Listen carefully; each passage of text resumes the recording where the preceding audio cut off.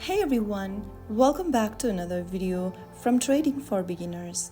Today in this video we will be learning how to invite friends in Moomoo application.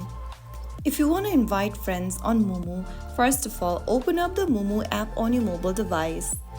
Make sure that you're logged into your account, and once you are, tap on the Me button at the bottom right corner.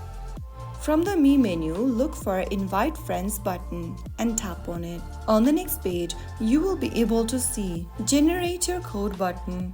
Tap on that and click on the Link button right next to the link generated.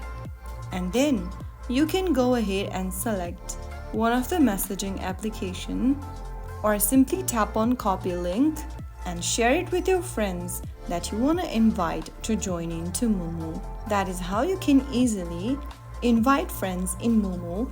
If you found the video helpful, don't forget to like, share and subscribe. I will see you in the next episode. Thank you for watching.